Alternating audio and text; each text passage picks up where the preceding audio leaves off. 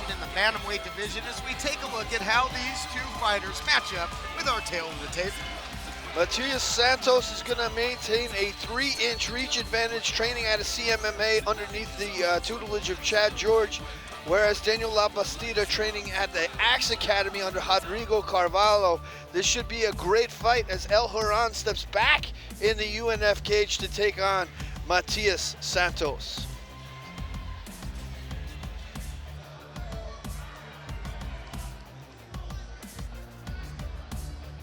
UNF fans, this fight is set for 3 rounds in the Bantamweight division. Your referee in charge, Mylan Ayers. And introducing first, out of the blue corner, standing at 5'7", weighing in at 134 pounds. His record, 3 wins and 2 losses. Representing CMMA and fighting out of Pomona, California, by way of Brazil, Matheus Leandro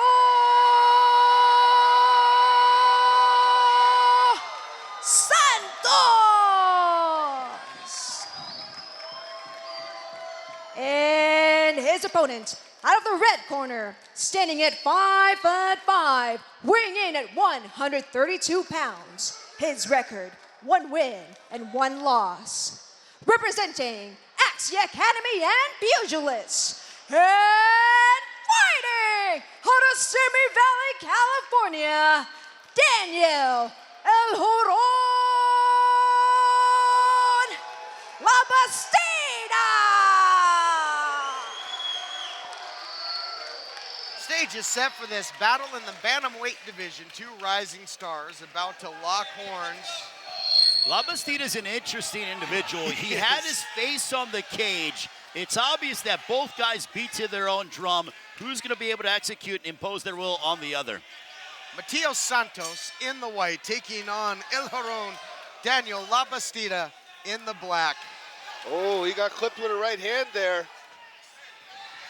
Labastida in on a single leg, but Santos doing a great job of creating a scramble here. Santos again, yeah, a lot of jiu-jitsu background here, trying to put it on display early. Yeah, he's got to get to the back to finish this choke if he wants. He's got to create a little bit of chaos here. We're going to get some high-level grappling here. Now looking for the arm, double wrist lock.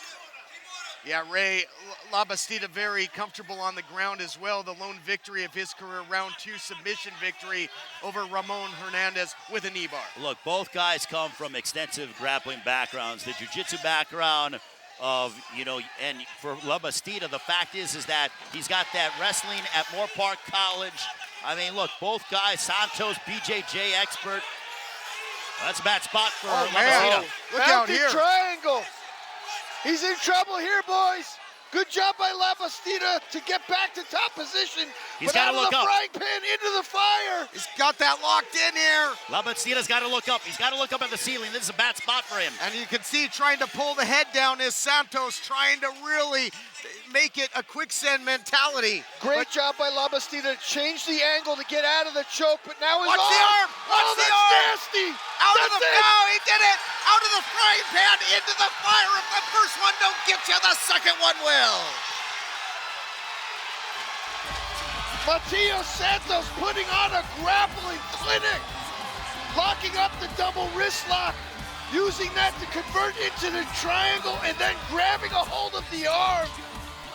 Santos did not panic when the triangle wasn't there. He transitioned very slick and wisely to the arm, and he took Labastida's arm with him. That's a parting gift for one Matheus Santos.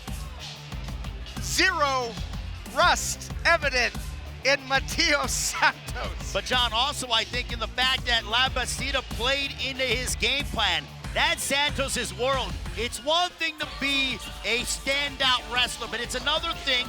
This guy's been doing it. Santos has been in BJJ pretty much since he was born. He played into his game plan. Santos took the opportunity and he seized it. He's gonna add his 3rd submission victory of his career as Matheus Santos, as we're gonna take a look back at the action. You know, Jonathan, it was a close call with a triangle, but then what a transition as we take a look back. Yeah, you see here, he's got the triangle locked up. He grabs a hold of the arm and transitions with the leg over the top, cinching it in, and that is deep, deep, deep, and there's nothing you can do. It's tap or snap for David Labastida. And Santos already knew when the head was coming out of Labastida, he was already setting up and grabbing a hold of that arm. And instead of Labastida switching his legs to go over and transition to side control, instead he played right into the favor, and also he was against the cage. So the leverage obviously didn't work in his favor either. Was able to spin the web and lure him in was MATHEUS Santos. Boy, and that's certainly a contender for submission of the night, as we're going to make it all official. Back inside the cage to Rain Cruz. UNF fans, referee Milan Ayers has called a stop to this fight at 1 minute and 26 seconds of the first round, declaring your winner via armbar tap out of the blue corner, MATHEUS Santos. Great sportsmanship there. Santos, submission machine in this one. The Schmo standing by. Thanks, Ray. I'm here with your winner, MATHEUS Santos! Listen, man, that was a high display of grappling, fast action pace in the first round. Walk us through how you got that arm in that finish. Yes, sir. You know, everybody's coming up saying that it was high-level jiu-jitsu. I know he's a purple belt. I'm a purple belt under Cobrinha. So I got to represent my art, jiu-jitsu, porra. That you certainly did, man. Were you impressed? How would you grade your performance right here tonight? Because that was an impressive victory. It was my best performance. I haven't fought in like 5 to 6 years. You know, long layoff, but guess what? I'm back. You know, we get the rust out, we got the data, and we about to go to the next. Guys, Todd, John, Ray, back to you. Thank you very much, Schmo. That was a slick submission. And we'll be right back with more action on Up Next Fighting.